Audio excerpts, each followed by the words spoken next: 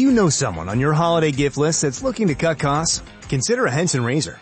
Henson razors use quality standard blades that only cost 10 cents each. That means you'll only be spending pennies a month on blades. Compare that to multi-blade cartridges that cost 20 to 30 times more. Over a couple years, that special someone on your list will save hundreds and get a safe and smooth shaving experience along the way. To learn more and to get 100 blades for free, go to hensonshaving.com/holiday. And we're back. How we doing, Anna? Well, Todd, things are heating up. Ooh, yes. Nelson with the jalapeno poppers. Incredible. Ramirez comes in hot with a cheeseburger, patty, lettuce, tomatoes. Beautiful formation. Is he? He's going for it. Ramirez grabs the Duke's mayo. Look at it go. The twang. Anna, this is the best tailgate I've ever commentated on. Tailgate with twang. Get the official mayo of the tailgate. Duke's mayo today. Lux presents Hollywood.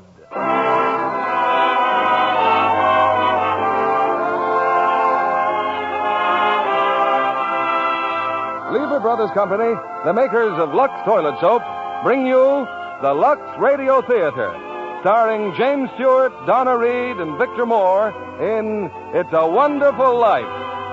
Ladies and gentlemen, your producer, Mr. William Keighley.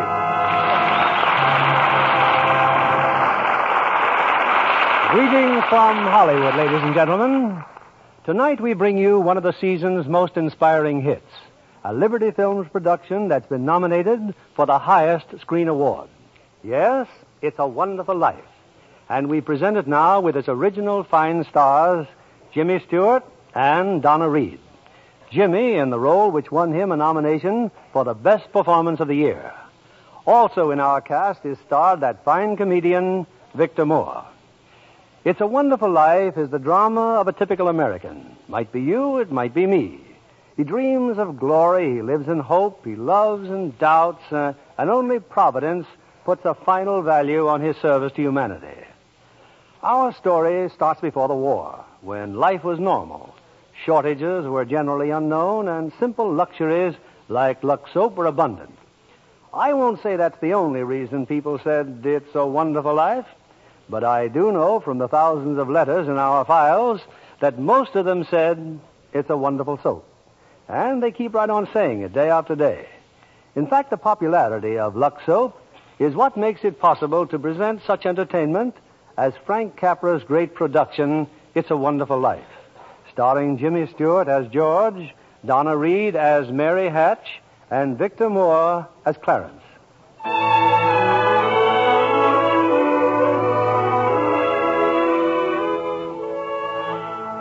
This is the story of George Bailey, citizen of Bedford Falls, New York. George Bailey, who more than anything under the sun wanted to see the world. The wonderful, exciting world that lay somewhere beyond the limits of his hometown. Oddly enough, this story does not begin in Bedford Falls.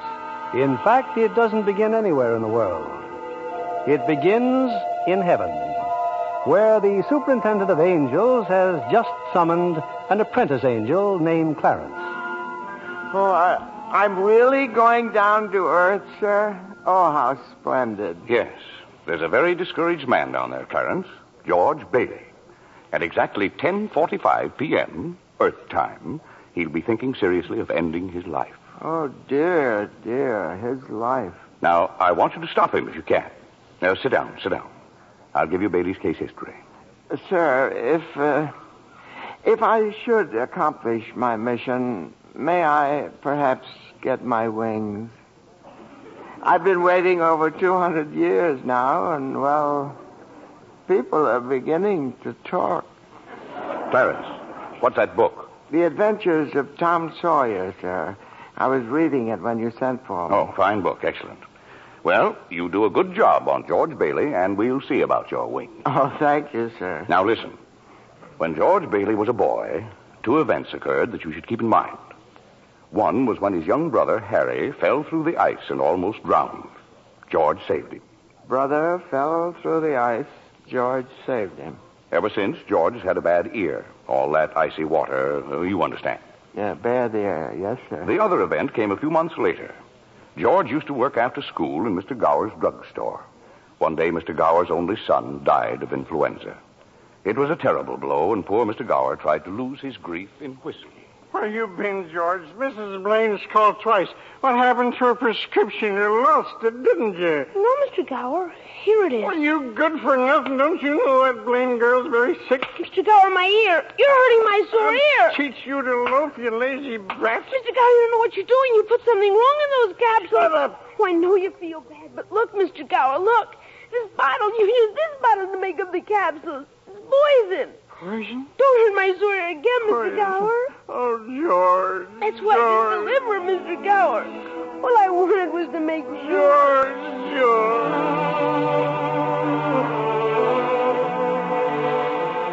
Well, Clarence, that was George Bailey as a boy. When he grew up, he wanted to go to college, but there just wasn't the money. So he worked 4 years in the Building and Loan Association. Building and Loan Association? Oh, I forgot to tell you. George's father was in the building and loan business.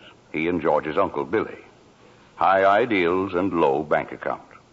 Anyway, George worked for his father and saved enough to see him through the university. That summer, though, he was going to Europe. Got a job on a cattle boat. Do a little traveling before college. Boy, oh boy, it's hard to realize it. My last night in the Bailey boarding house. Yeah, we're sure going to miss you, George. Oh, I'm going to miss you, too, Pop.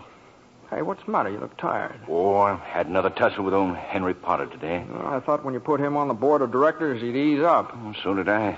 I just can't understand a man like Mr. Potter. He can't begin to spend all the money he I has. guess Potter owns about everything he wants in Bedford Falls except our building and loan. That's why he hates us. Hey, George, can I borrow your tuxedo studs? Yeah, help yourself, Harry. Well, where are they, in your suitcase? I'm not taking a tuxedo on a cattle boat, you know. Say, where'd you get that suitcase anyway? Oh, Mr. Gower, going away present. And one of these days you're going to see that bag all covered with travel labels. Italy, Baghdad, Samarkand. Gonna have a pretty full summer, eh? I'm going to have a pretty full life. Hey, why don't you come to the dance tonight? What, I'd be bored to death? Well, you couldn't want a better death. Lots of pretty girls. Hey, I gotta hurry. I wish we could send Harry to college with you, George. No, we've got that all figured out now, Pop. He'll take over my job at the building and loan and work 4 years like I did, and then he'll go. Well, he's pretty young for that job. Well, no younger than I was. Maybe you were born older, George. Huh? George, when you get out of college, I don't suppose you'd come back to the building and loan. Oh, no, Pop, I just couldn't. I couldn't face being cooped up the rest of my life in a shabby little office. I'm sorry, Pop. Now, I didn't mean that, but it's just this business of nickels and dimes. I'd go crazy. I want to do something big, something important. Well, in a small way, we are doing something important, George. In that shabby little office, we help people figure out how they can own their own homes. I know, Pop. I just wish I felt that but I just feel like if I didn't get away, I'd bust. You're right, boy. You get yourself an education, then get out of here. Oh, Pop, you want a shock? I think you're a pretty great guy. Well, thanks, George. I'm glad to hear it. Look, why don't you go on over to Harry's dance? You'd have a good time. Well, I don't know. Maybe it will drop in. Yeah, maybe it will at that. So, George Bailey went to a dance. Is that important, Joseph? Why, it was at the dance he met Mary Hatch. Oh. And 3 hours later, he was walking her home. George and Mary were feeling pretty good, Clarence. As a matter of fact, wonderful.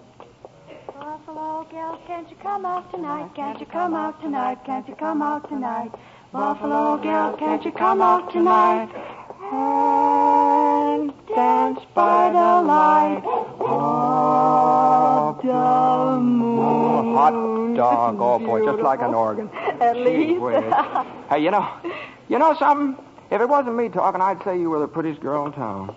Well, why don't you say it? Well, I don't know. Maybe I will. Hey, how old are you anyway? 18. 18? Too young or too old? No, it's just right. It sort of fits you. Hey, look where we are. Oh, the old Granville house. Yeah, I got to throw a rock. Oh, no, don't. I love that old house. Well, no, don't you know about deserted houses? You make a wish and then throw a rock. George, but it was such a lovely old place. I wish I lived there. In there? I wouldn't live in it as a ghost. Now, watch. Watch this. Here we go. How about it, huh? Pretty good shot, huh? Broke a window, huh? What'd you wish, George? Oh, I don't know. Not just one wish, a whole hatful. Mary, I'm shaking the dust of this crummy little town off my feet, and I'm going to see the world. Italy, Greece, the Parthenon, the Colosseum. And then I'm coming back here and go to college and see what they know. And then I'm going to build things. I'm going to build airfields and skyscrapers 100 stories high and bridges a mile long. And then I'm going to... Hey, Mary. What is it you want? What do you want, huh? You want the moon? All you got to do is just say the word now. Okay, the moon, I'll take it. Then what? Then what? Well, then you could swallow it. And it'd dissolve like an aspirin, you know. And the moonbeams would shoot out of your fingers and the ends of your hair. And you think I'm talking too much? Yes, why don't you kiss her instead of talking her to death? How's that? Youth is wasted on the wrong people. Why, hey, just a minute, mister. Hey, you come back here. I'll show you some kissing if you want to. George! Hey, Uncle Billy, look here. I'm going to kiss Mary. Watch. George, get in the car quick. Your father's had a stroke. What? George, get in, hurry.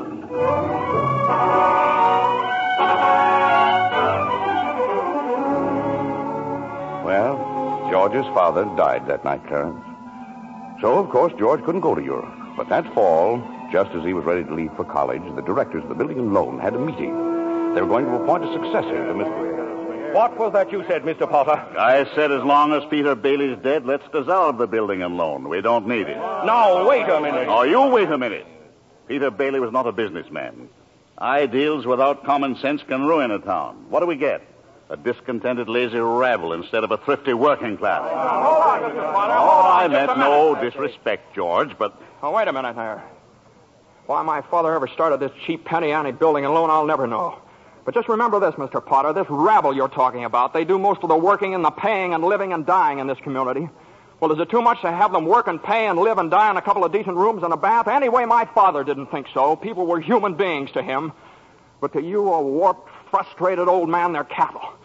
Well, in my book, Mr. Potter, he died a much richer man than you'll ever be. I'm not interested in your book, George. I'm talking about the building and loan. You're talking about something you can't get your fingers on that's galling. That's what you're talking about. Well, this town needs this measly one-horse institution, if only to have some place where people can borrow a few dollars without crawling to you. Now, come on, Uncle Billy. What happened, George? Yeah, all we heard was a lot of yelling. Boy, oh boy, you should have heard George. Yeah, they're in there voting us out of business. Oh, who cares? I can get another job. I'm only 41. 45. Well, you get out of here, George. You missed your boat trip. Do you want to miss college, too?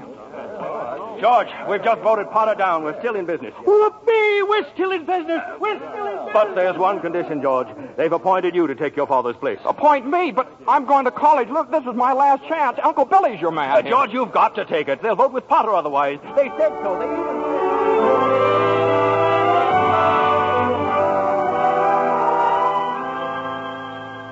I know George Bailey didn't go to college. That's right, Clarence. He gave his college money to Harry. Harry went instead. But what happened to that good-looking girl, you know, Mary? Oh, George saw her now and then. Not very often, though, because Mary went away to school, too. Anyway, George waited 4 years more for Harry to come back and take over the building and loan. He could still see the world. He planned to work in the oil fields, Venezuela. Except when Harry came home, he wasn't alone. There was a girl with him, his wife. George? Yeah, I'm out here on the porch, Mother. I just thought I'd get some air. Well, how do you like your new sister-in-law? Oh, she's swell. Looks like she can keep Harry on his toes. Yeah, I keep him out of Bedford Falls anyway. What do you mean? Well, Ruth's father, he's got a wonderful job for Harry up in Buffalo. Buffalo? Well, that means you can't... Yeah. George, did you know Mary Hatch is back from school? Hmm? Yeah. Nice girl, Mary. Mm-hmm. Oh, stop grunting. Oh. Give me one good reason why you shouldn't call on Mary. Well, Sam Wainwright. Sam's crazy about Mary. Well, she's not crazy about him. Well, now, how do you know that? Did she discuss it with you? Besides, Sam's away in New York. Oh, and all's fair in love and war. I see. Okay, Mother, I think I'll go out and find that girl and do a little passionate necking. Oh, George. Goodbye, Miss Bailey. By the way, do you want any books at the library? Library? George! George, you go and see Mary. Do you hear?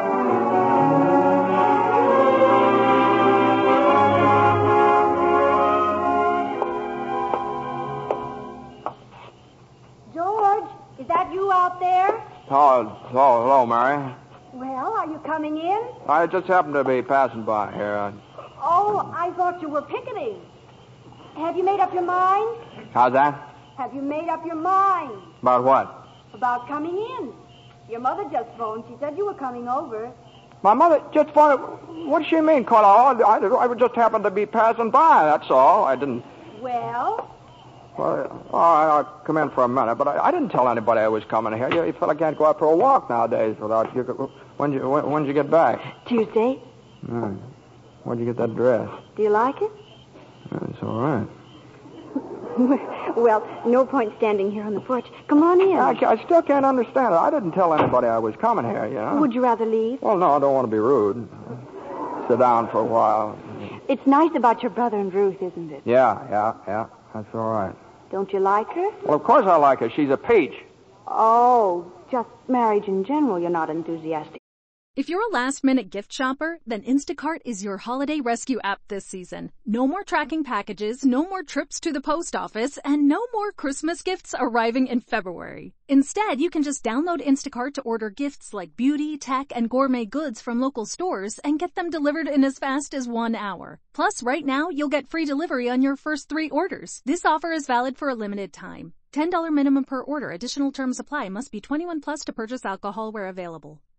About him? No. Marriage is all right for a lot of people. It's all right for Harry, and Sam Wainwright, and you. For Sam? Harry? It's George Bailey, Mother. What's he want? I don't know. What do you want? Me? Not a thing. Not a thing, and I just came in to get warm. He's making violent love to me, Mother. You just tell him to go right back home. Sam said he'd call you tonight from New York, didn't he? I guess so. How about some music? Your mother needs it. I didn't come here to... What did you come here for, then? I don't know. You're supposed to be the one with all the answers. You tell me. Oh, why don't you go home? I don't know why I came here in the first place. Good night. Good night. Okay, the way you're shouting, you'd think that... You'd think what? All right, I'll get it.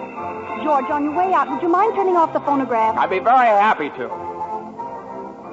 Doggone crazy song. Hello? Sam? Mary, gee, it's good to hear your voice. How are you, Sam? I forgot my hat. Hee-haw. What? Oh, I was just talking to an old friend of yours, George Bailey. Oh, Mossback George? Old Mossback George. Well, put him on. I'll talk to him, too. Wait a second. George. He doesn't want to speak to George. He does so. He asked for him. Why'd you call me? Because if I'm in a hurry. Sam wants to talk to you. Oh.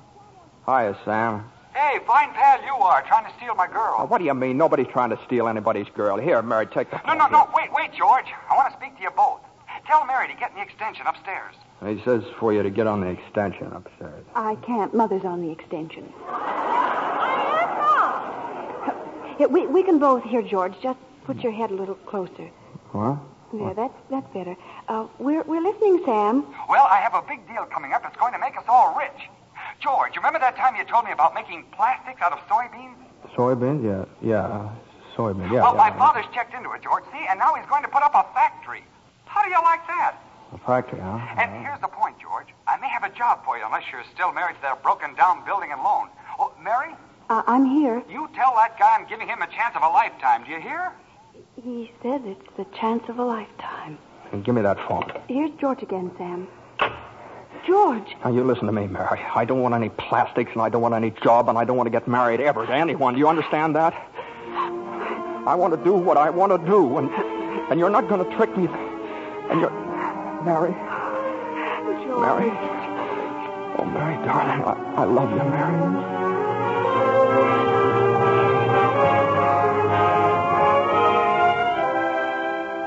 Well. So George Bailey and Mary Hatch were... Yes, George and Mary were married. And they started off on their honeymoon in Ernie Bishop's taxicab.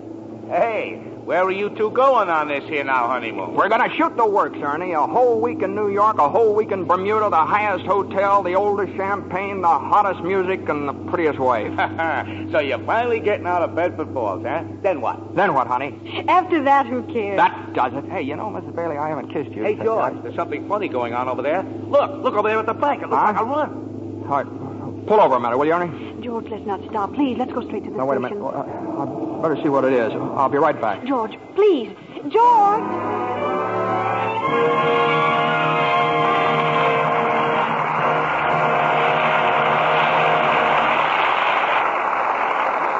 In a few moments, we'll return with the second act of It's a Wonderful Life, starring James Stewart, Donna Reed, and Victor Moore. Meanwhile, here's our Hollywood reporter, Libby Collins, looking very smart, too, may I say. Well, thank you, Mr. Keeley. You know, after seeing Paulette Goddard's wardrobe for Paramount's new comedy, Suddenly It's Spring, I just had to rush out and buy something new. Looking at all those lovely clothes was just too much for my self-control. Well, you look stunning, Libby. Oh, thank you again, Mr. Keeley. Now, tell me about the picture. I understand that Paulette's portrayal of an ex-whack is truly delightful. Oh, yes, it is. And Fred McMurray gives a perfect characterization of her wayward husband. Between the two of them, Suddenly It's Spring is a high-spirited comedy with emphasis on the romantic side. Well, naturally. But really, Mr. Keeley, that wardrobe of Miss Goddard certainly will make clothes-conscious girls sit up and take notice. I'll bet you think so, too, Mr. Kennedy. Well, Libby, men seldom know much about styles. Well, what I notice about a dress is the general effect when a woman wears it. Some girls always seem to have that right-on-the-beam look. You know what I mean. Well, I think what you have in mind, Mr. Kennedy, is good grooming. Screen stars certainly put great emphasis on it. A perfect hairdo, fresh, beautifully cared-for skin. Those are essentials. That must be the reason Lux Toilet Soap continues to be a studio standby, no matter how often other styles change. Well, that's what Miss Goddard told me. She says her beauty facials are so quick and easy and work so well. She's never without a supply of Lux Toilet Soap. I can depend on it for daily complexion care, she said. I wish you'd tell the ladies in our audience how easy these Lux Soap facials are, Libby. Well, here's what Paulette Goddard does. She says, I cover my face with the fragrant Lux Soap lather and work it well in. I rinse with warm water, then cold, and use a soft towel to pat my skin dry. Gives skin quick new beauty, she says. Daily Lux Soap facials do make skin lovelier. Recent tests by skin specialists proved it. In 3 out of 4 cases, complexions became softer and smoother in just a short time. A lovely Lux complexion makes a woman so attractive. I wish every girl who hasn't tried Lux Toilet Soap would begin using it tomorrow. That's sound advice, Libby. When 9 out of 10 screen stars recommend a beauty soap, you know it has to be good. So why not try Lux Toilet Soap, Hollywood's own complexion soap? We pause now for station identification. This is CBS, the Columbia Broadcasting System.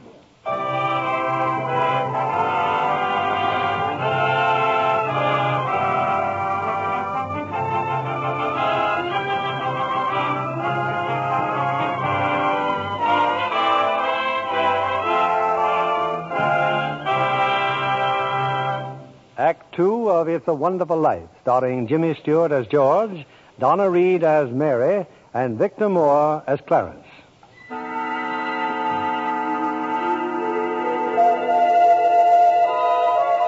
Well, we're back in heaven again, where the superintendent of angels is reviewing the case history of a mortal named George Bailey. Clarence, the apprentice angel, is very eager to depart on his mission to the earth. Poor George Bailey. Oh, he's certainly in desperate trouble, Joseph. I'll go to him at once. Now, you sit down, Clarence. Sit down. We're nowhere near the point where George Bailey's thinking of taking his life. We're not? Now, where were we? Oh, yes. George and Mary had just started out on their honeymoon when they ran smack into the financial panic of 1932.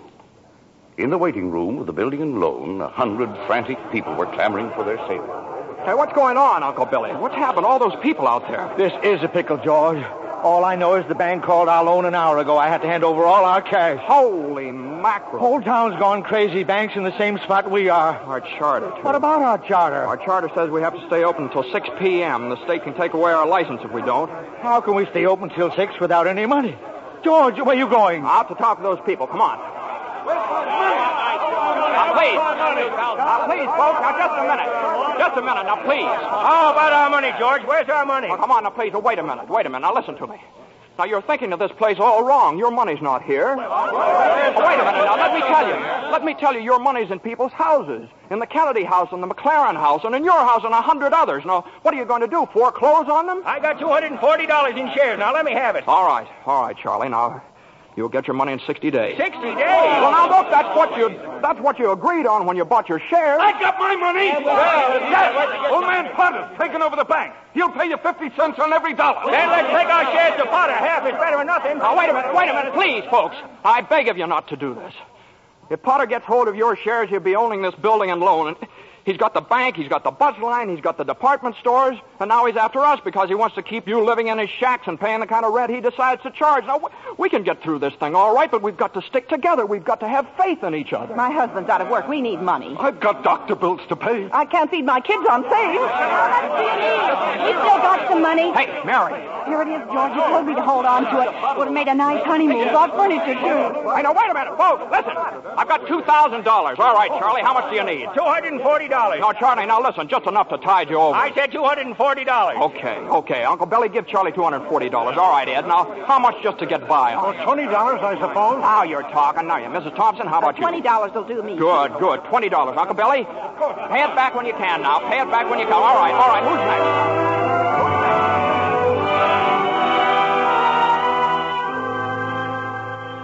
Look at the clock. Look. 5 seconds, 4 seconds, 3, 2, 1. 6 o'clock. We made it. Lock that door, Eustace, quick. Boy, we're still in business, Uncle Billy. We've even got $2 left. George, there's a call for you. Okay, and then call my wife, will you? She's probably over at Mother's. Mrs. Bailey's on the line. No, I don't want Miss Bailey. I want my wife, Mrs. Bailey. Mrs. Bailey, that's my wife. That's my. Give me the phone, will you? Hey, Mary. Listen, Mary. I'm sorry. I. Come home. Well, what home? Well, 323 Sycamore. Well, whose home is that? What? Well, Mary, how can I... Well, sure, all right, sure, I'll be there. Clarence, guess what 323 Sycamore was? His mother-in-law's house, huh? Oh, no. Number 323 Sycamore was the old Granville house, the one George threw rocks at and made wishes. Yes, sir, that's where they spent their honeymoon. That's where they started housekeeping. They were still living there 2 years later when old man Potter asked George to stop over at his office. Sit down, George. Sit down, do. Have a cigar? Well, thank you, sir. George, you're a young man, married, making, say, $40 a week at the building and loan. 45. 45. Now, if you were some ordinary yokel, I'd say you were doing fine. But George Bailey is intelligent, ambitious. He hates the building and loan almost as much as I do. He's been dying to get out of town ever since he was born, but he's trapped. Trapped into frittering his life away playing nursemaid to a lot of garlic eaters. Do I paint a correct picture, George, or do I exaggerate? Well, what's your point, Mr. Potter? My point is that you're the only man in town who has licked me. George, I want to hire you. Manage my affairs. I'll start you off at $20,000 a year. $20,000 a year? Hey, you sure you're talking to me? I'm George Bailey. Don't you remember me? The building and loan, remember? Yes, George Bailey, whose ship has just come in, providing he has sense enough to climb aboard. Well, but what about the building and loan? Confound it, man. I'm offering you a 3-year contract at $20,000 a year. Is it a deal or isn't it? No.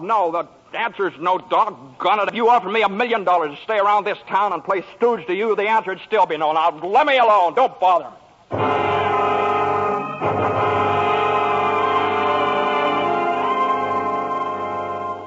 George, what did Mr. Potter want? Oh, nothing. He just talk. It's nothing. Oh, gee. Mary Hatch. Mary, why in the world did you ever marry a guy like me anyway? To keep from being an old maid. I was going to see the world. I was going to build things. I was going to give you the moon. What have I given you? Not even a new dress, not for months. Gee whiz, I feel awful. So do I. Mornings especially. I could have married Sam Wainwright, anybody else in town. I didn't want to marry anybody else. I want my baby to look like you. No, you didn't even have a honeymoon, and I promised you that you what? My baby. Hey, Mary, you mean you're on the nest?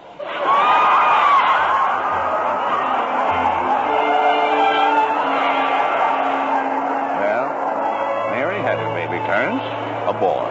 You don't say. Then she had another one, a girl. Well, what do you know? Night after night, George had come home late from the office. Things weren't good with the building and loan. Potter was really bearing down on him. Then came the war. Mary had another baby by then. Oh. But she still had time to help out in USO. Uncle Billy sold war bonds. And George's brother Harry became a real hero. Shot down 15 planes. But George, what about George? Well, George was 4F, his bad year. He was an air raid warden. On VE Day, he wept and prayed. On VJ Day, he wept and prayed again. We're getting pretty close to today, aren't we, sir? Yes, Clarence. You now know almost everything you have to know about George Bailey, except what happened that finds him down there at this moment, wanting to die. Well, sir, well? Well, today's the day before Christmas, Earth time. George is pretty excited. Hey, Tilly! Eustace! Hey, look at the newspaper. Commander Harry Bailey, decorated by the president. That's my kid brother. The Congressional Medal of Honor. Gosh, George, gosh. What do you think about the 15 Jap planes? And the last one he got was just about to dive into a transport loaded with soldiers. You know what that means? He saved lives, hundreds of lives. Hey, gee, where's Uncle Billy? Huh? We're going to the bank, George. He's Oh. depositing that $8,000. Good. Go. Who's that in his office there? It's that man again, the bank examiner. Oh, yeah. Well, good afternoon, Mr. Carter. Hey, Tilly, get the books from Mr. Carter. Will you know, that's my brother's picture there, Mr. Carter. He shot down 15 planes, and one of them was just about... Well... It's easy to lose sleep when you're worried about your health insurance plan. But when you have a family counting on you to take care of them, having the right coverage is more important than ever. Anthem Health Keepers plans can help. With low to no cost coverage for you and your family, so you never go it alone. That's our Anthem. Click to learn more. Lucky Land Casino, asking people, what's the weirdest place you've gotten lucky? Lucky? In line at the deli, I guess? Aha, in my dentist's office. More than once, actually. Do I have to say? Yes, you do. In the car before my kids' PTA meeting. Really? Yes. Excuse me, what's the weirdest place you've gotten lucky? I never win and tell. Well, there you have it. You can get lucky anywhere, playing at LuckyLandSlots.com. Play for free right now. Are you feeling lucky? No purchase necessary. Void where prohibited by law. 18+. Terms and conditions apply. See website for details. Well, Mr. Henry F. Potter come to the bank to deposit some more loot, eh? Sure, you old fool. How do you like the news in the paper, Mr. Potter? Just can't keep those Bailey boys down now, can you? Let me see that newspaper. Here, sorry I can't chat, you old thief. Got to make a deposit. Here you are, Horace. Deposit slip, bank book, and a very Merry Christmas to you. You too, Mr. Bailey. Say, you've forgotten something, haven't you? Horace, I've forgotten things all my life. Get a wiggle on, boy. But, Mr. Bailey, where's the money? What's that? You want to make a deposit? Well, certainly I want. Well, it's customary to bring the money with you. It's gone. Where'd I put it? Where'd I put that money? A terrible thing, Clarence, terrible. Uncle Billy couldn't find the money because the envelope with the $8,000 was folded up in that newspaper he gave to old man Potter. I just don't know what happened to it, George. I just don't know. $8,000. Uncle Billy, the bank examiner's here, and it's not our money. It belongs to the depositors. George, what are we going to do? We've traced every step I took. We can't stand here in the street. Are you sure you didn't put that envelope in your coat pocket? I think so. Maybe. Oh, I'm no good to you, George. I'm no good. Now listen to me. Think, will you? Now try and think. I can't think anymore. I can't. Where's that money, you silly old fool? You know what this means? It means bankruptcy and scandal and prison. One of us is going to jail. Well, it's not going to be me. Now get out of my way. I'm going home.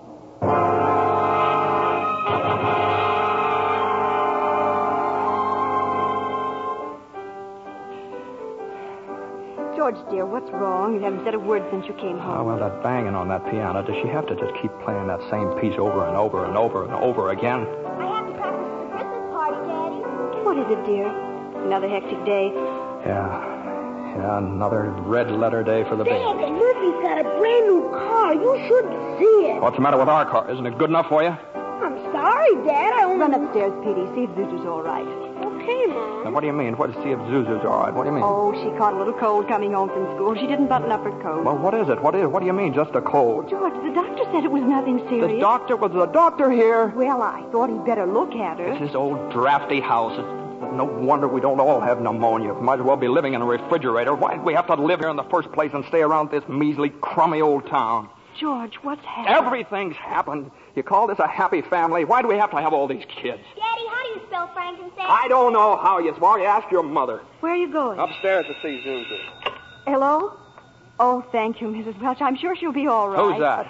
Zuzu's school teacher. What? Oh, yes, the doctor says she'll be fine tomorrow. Here, give me that phone. George, please. Mrs. Welsh? Well, this is Mr. Bailey. Say, what kind of a teacher are you anyway? What do you mean sending Zuzu home like that half naked? Do you realize you probably end up with pneumonia just because of your stupidity? You know, maybe my kids aren't the best dressed kids in town, but at least... Hello? Hello? Janie, will you stop playing that lousy piano? I'll cut it out. Stop it! George, for heaven's sake, what's wrong with you? I'm sorry. Janie, I'm sorry. Mary, I've just got to get out of here.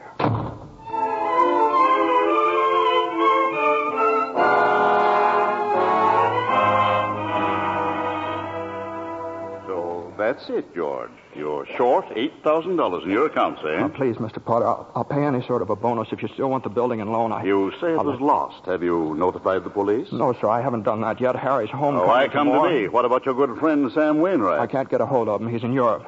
What kind of security would I have, George? What collateral? Yes, sir, I have some life insurance here. $15,000 policy. What's your equity in it? $500. And you want $8,000? You once called me a warped, frustrated old man. Well, what are you but a warped, frustrated young man crawling on your hands and knees for help? Why don't you go to the riffraff you love so well? Ask them for help. I'll do anything, Mr. Potter, please. Please help me, Miss. My wife and kids. I'm calling the district attorney. $500. You know something, George? You're worth more dead than you are alive. Now get out of here. Get out.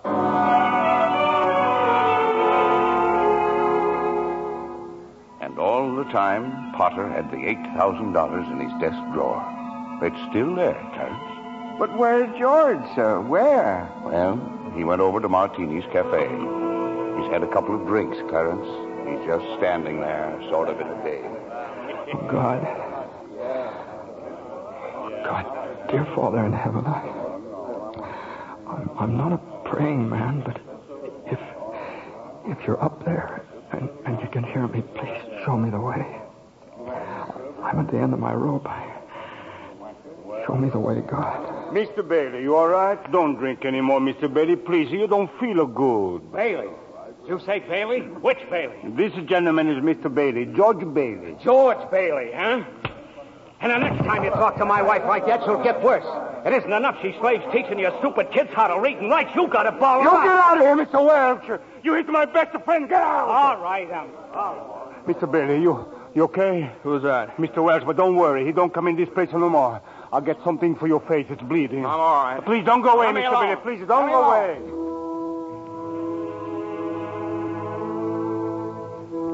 Well, George left Martini's Cafe 5 minutes ago, Clarence. He's at the river now, on the bridge, looking at the water. Are you ready, Clarence? All ready, sir. Very well. Save George Bailey's life, and you get your wings. My wings. Oh, thank you, Joseph. George! George Bailey! Get away from that bridge! You hear me? George! George!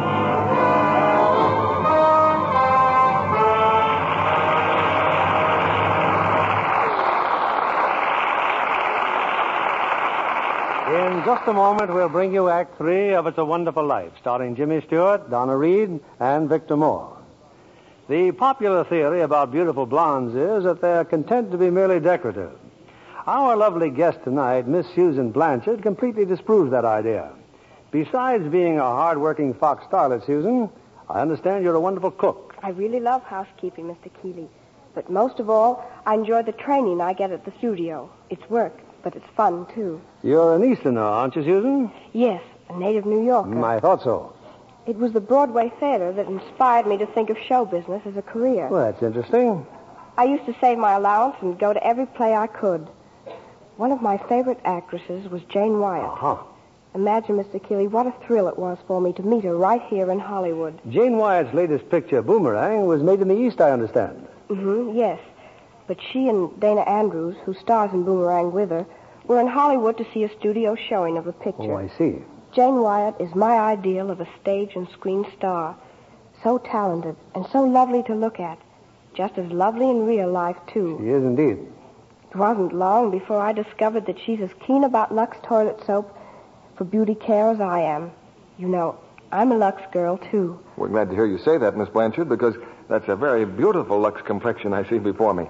Just right for blue eyes and ash blonde hair. Thank you, Mr. Kennedy.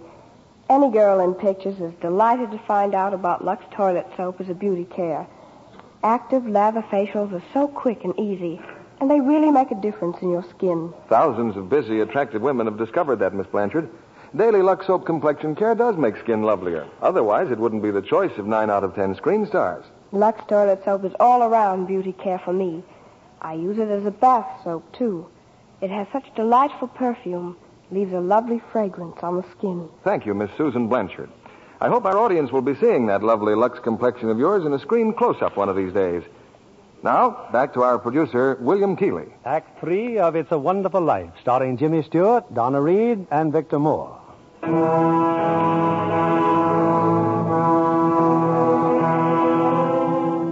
Numb with despair, convinced, as Mr. Potter said, that he's worth more dead than alive, George Bailey stands on a bridge, staring at the dark and frigid waters below. Suddenly, there's a splash.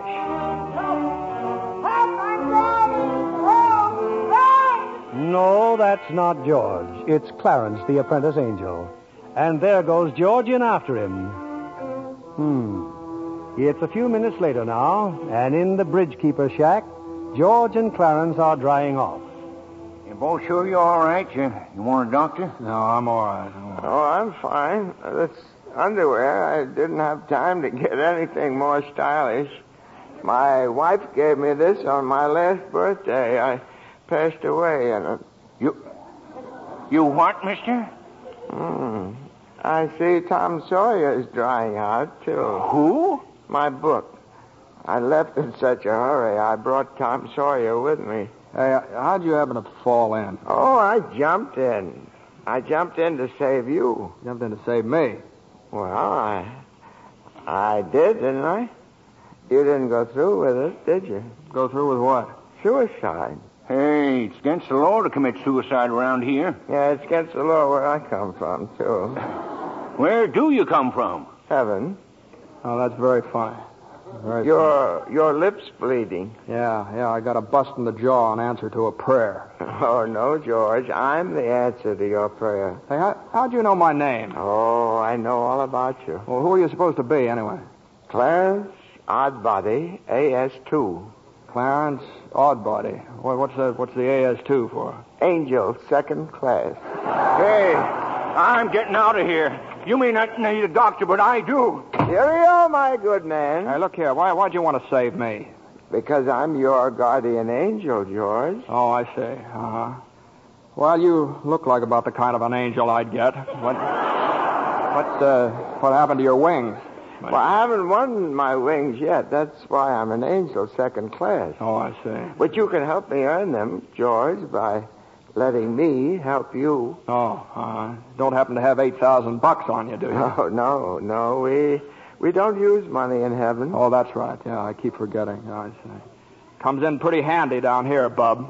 Oh, tut. Of course, I found it out a little late. You know, I'm worth more dead than alive. You mustn't talk like that. Joseph will never give me my wings if you keep feeling that way. You just don't realize what you've done for your folks. Why, if it hadn't been for you... If it hadn't been for me, everybody would be better off. My wife and my kids and my friends. Oh, this is not going to be easy. And I'll be better off if I hadn't been born. What did you say? I said I wish I'd never been born. George, that's wonderful. Wonderful? What? The idea you just gave me. Well, you got your wish. You've never been born. I've never been born? Exactly. No worries, no $8,000 to get, nothing. You simply don't exist. All right, okay, all right. George, I can do things, strange things. I can show you the world, George, the way it would be if you hadn't been born. Hey, wait a minute. This ear of mine. Hey, say something else in that bad ear. You don't have a bad ear anymore. Oh, I don't think you're concentrating. Oh. Don't you see? You're not the George Bailey you think you are. You're nobody. Oh, that's the doggonest thing I ever saw, that ear. Your lips stopped bleeding, too. Yeah. Hey, what's happening around here? What is this, anyway? I need a drink. That's what I need. What about you, Angel? You want a drink? Well, I don't quite know. Come on. We'll go as soon as our clothes are dry. Clothes are dry, George. Hey, so they are. That's funny. Well, look, let's get dressed and we'll stroll over to Martini's and then... excuse me. I'll stroll. You fly. Oh, no, I don't have my You don't wings. have your wings yet. No. That's right. I forgot that. I can. A couple of drinks and we'll both fly. Huh?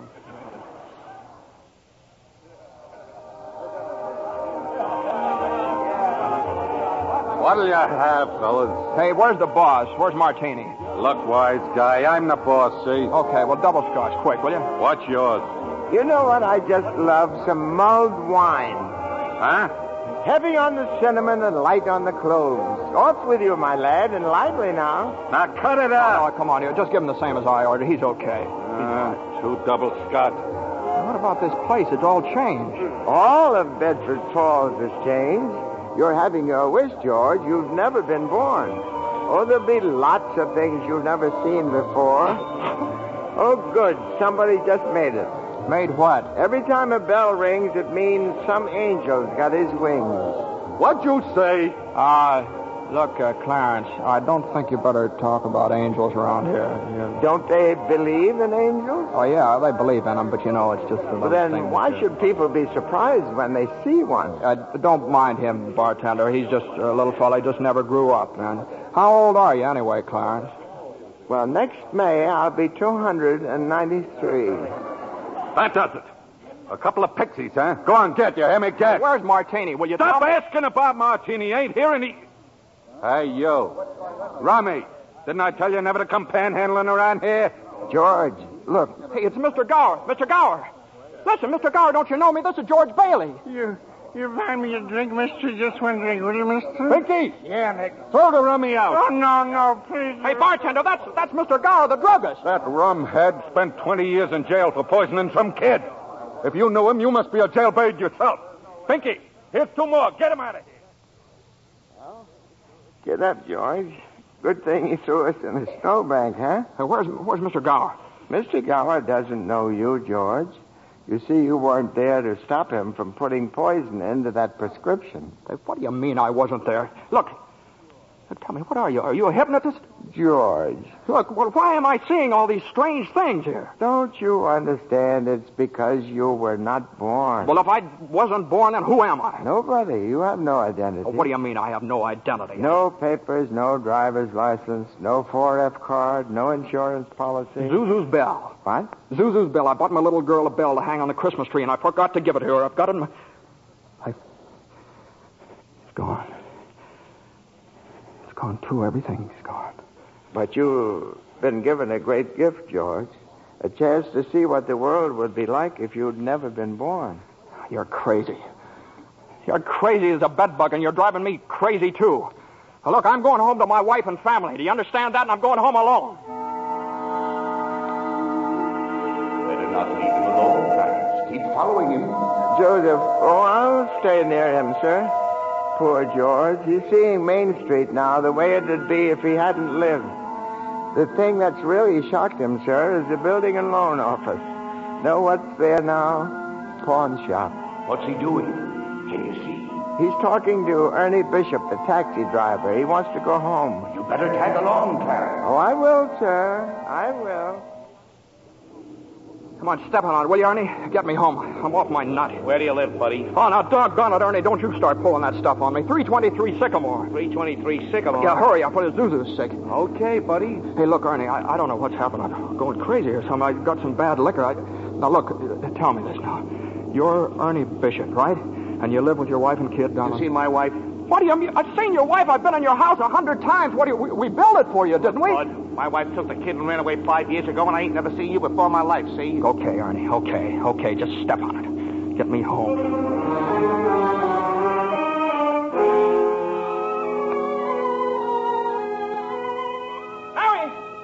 Mary, where are you?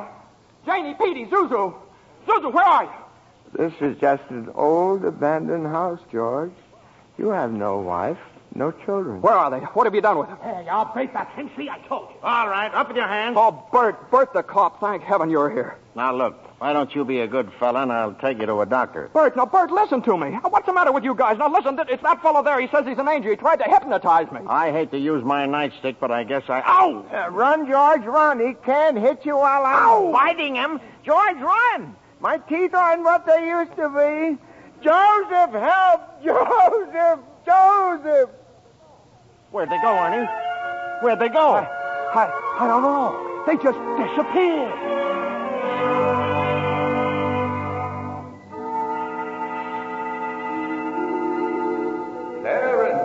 Oh, Joseph, I hope you don't mind my calling on you like I did. It was very irregular, Clarence.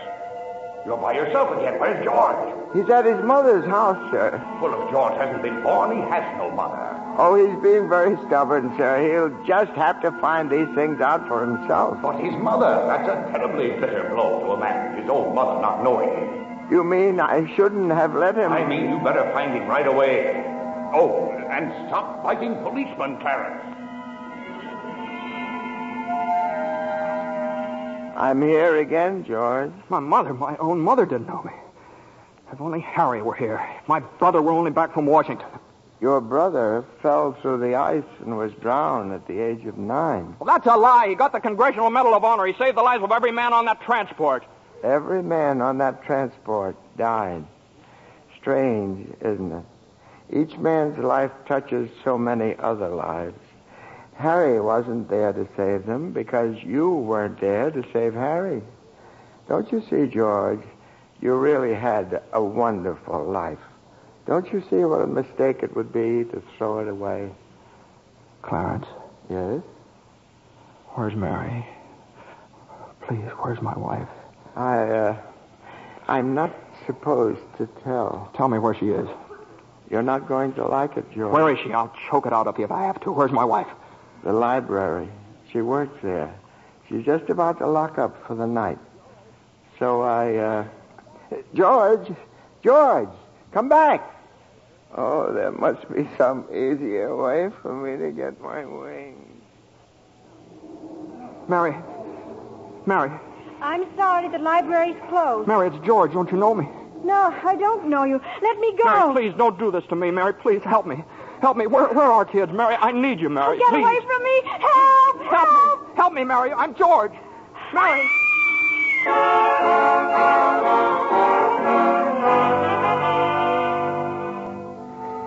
Clarence. Oh, where is he, Joseph? Where's George? I'm afraid I've lost him, sir. You knew you shouldn't have let him try to see Mary. Now they're after him, a mob. They think he was trying to hurt her. Joseph, I won't even get one wing, will I? You have one more chance, Clarence. Get over to the bridge by the river. I think George has seen just about enough. But the mob... But don't worry. They've lost him, too. Now, hurry up. Oh, thank you, Joseph. Thank you. Clarence, where are you? I'm here, George.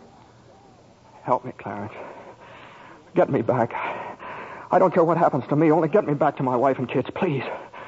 I want to live again. Oh, thank you, George. Thank you, boy. I want to live again, please. Oh, God, please let me live again. George? Is that you down there, George? Now, get out of here, Bert. Get out here. You come in any closer, I'll let you have it. What the hell are you yelling for, George? Come on. George, Bert, do you know me? No, yeah. I've been looking all over town for you. Where you been? Hey, Bert, I'm alive again, Bert. You sure you're all right? Hey, your mouth's bleeding. It is. Hey, my mouth's bleeding. Bert, look at the blood come out of there, would you?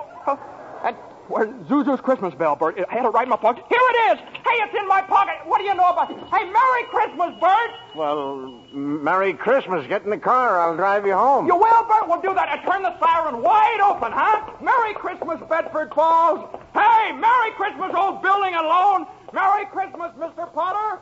Yippee! Come on. Hey, Bert, come on in with me, huh? What is these people, these reporters? Hey, Merry Christmas, reporters. Hey, Mr. Bank Examiner, Merry Christmas. Mr. Bailey, there's a deficit. I know, $8,000, I'll bet, huh? George, I've got a little paper here. I'm sorry. I bet it's a warrant for my arrest. Isn't that wonderful? Merry Christmas. Hey, where's Mary, you know? Look at this wonderful old drafty house. Isn't it have you seen my wife? Where's Mary? Mary! Daddy, Kids! Hey, kids, Janie, Petey. Hey, I could eat you up. Where's your mother? She went looking for you, Daddy, with Uncle Billy. Daddy. Zuzu, my little ginger snap. How do you feel, huh? Fine, Daddy. Not a snitch of temperature. Not a snitch of temperature. Hallelujah! George, darling. It's Mommy. Mommy's home. Mary. George, where have you been? Mary. George, Mary, now look, just let me touch you. You're real, Mary. You've no idea what happened to me. You've no idea what's happened either. They're on their way here. Who's on their way? The police department? The FBI, the National Guard? I'm alive again, Mary. Listen, Mary, I'm alive again. Oh, yes, darling, yes. Now close your eyes and come on downstairs. What is it? Can't open my eyes yet, Mary? What's going on here? Now keep your eyes closed. Now, I'll just walk you over here by the Christmas tree and... The people, I hear lots of people. What is it? Lots of people. Just 1 minute now. We're all ready, Uncle Billy. Come in, everybody. George, look! Just look! Uncle Billy! Money, George, a laundry basket filled with money. Money for you. Mary did it, George. Mary! I don't understand. What money? What... People heard you were in trouble, darling. These people, your friends, they've collected this money for you. The $8,000. Charlie. Hey, there's Martini. Mr. Gower. Hey, how are you, Mr. Gower? Mrs. Thompson, Ed, Tom, everybody. None of us would have a roof over our heads if it wasn't for you, George. Gosh, this is wonderful. Hey, Mary, look who's coming in. Mother. Hi, Mother. Hey, and Harry. Got Mary's telegram, George. I flew in as fast as I could. Hey, everybody, a toast. How about a toast? Oh, good idea, Ernie. A toast to my big brother, George, the richest man in town. Daddy, my Christmas bell. You didn't forget. Forget? Here, honey. Here's your bell. Daddy. Darling, what's this on the table here? This book? The Adventures of Tom Sawyer. Lord, there's something written in it. Dear George, remember no man is a failure who has friends. Thanks for the wings. Love, Clarence. Clarence? Yeah, he's a very dear friend of mine. Daddy, Mrs. Welch says every time a bell rings, an angel gets his wings. That's right, Zuzu. That's right. That's right. Attaboy, Clarence. Attaboy, Clarence. Happy landing.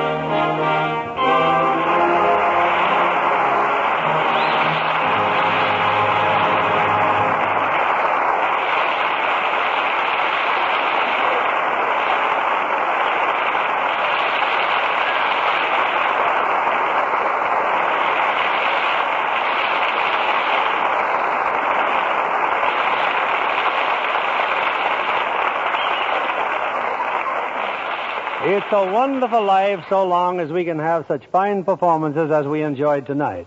From Jimmy Stewart, Donna Reed, and Victor Moore. Jimmy, I'd like to thank whatever guardian angel whisked you back from Texas for our show this evening. Well, that guardian angel was an airline's wing, Bill. You were in Texas for the premiere of this picture, weren't you, Jimmy? Yeah, Frank Capra and I went down for 5 openings, as many nights. Pretty good All down of there them in in Texas. Texas, Yeah. Jimmy? Yeah, every one of them. 5 premieres over Texas. You know, it's a pretty big state. Takes that many to do. Jimmy, I'm sure your fans were proud to read that you received an honorary degree from Princeton just the other week. Yes, how about that, Jimmy? Do we call you professor now? No. It's just an M.A. Master of Arts? Well, it might have been. I don't know. It might be for murdering architecture. That's what I studied at Princeton. Well, you know, Donna has an honorary degree to her credit, too. LLC. What's that, Bill? LLC? Well, you can see for yourself. A lovely Lux complexion. Well, thank you, Bill. Or rather, thank Lux Toilet Soap. It's a wonderful complexion care. I use it faithfully. With wonderful results, I see. What's happening next Monday night on Lux, Bill? Next week, we have another of the season's most successful films. It's 20th Century Fox's thrilling screen hit, Leave Her to Heaven, with lovely Jean Tierney, and a star who appears in answer to literally hundreds of requests, Cornell Wilde. Based on the best-selling novel of the same name, Leave Her to Heaven is the strange, dramatic story of a woman whose twisted mind and fiendish jealousy drive her to any lengths to hold the man she loves. Now, that ought to make great listening, Bill. I wouldn't miss it for anything. Good night. Good night, and thanks a million.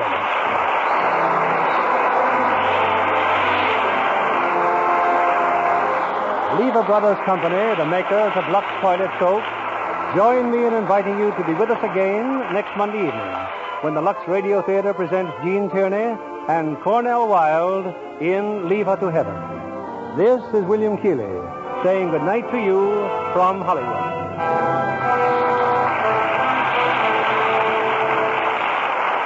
Here's a sure way to save on your meat and grocery bills. Turn in used kitchen fats to your butcher and receive a generous price for every pound. The worldwide supply of fats is still desperately short, and every drop you save helps in the making of soap, refrigerators, and other needed items. So save and turn in your used kitchen fats. Donna Reed appeared through the courtesy of Metro-Goldwyn-Mayer, producers of The Beginning or the End, starring Brian Donlevy and Robert Walker. James Stewart will soon be seen in the Robert Riskin production for RKO, Magic Town. Victor Moore will soon be seen in Roy Del Ruth's production, It Happened on Fifth Avenue. Our music was directed by Louis Silvers. This program is broadcast to our men and women overseas through cooperation with the Armed Forces Radio Service. And this is your announcer, John Milton Kennedy, reminding you to tune in again next Monday night to hear Leave Her to Heaven with Gene Tierney and Cornell Wilde. Fry. When you bake and fry, for your cake and pie, it's your shortening by. Rely on Spry. Want fried foods crisp, golden, better tasting? Try Spry, the pure vegetable shortening that gives you delicious, better tasting fried foods. So digestible, too, the Spry way. Rely on Spry. S-P-R-Y. Rely on Spry. S-P-R-Y. Be sure to listen in again next Monday night to hear the Lux Radio Theater presentation of Leave Her to Heaven. This is CBS, the Columbia Broadcasting System.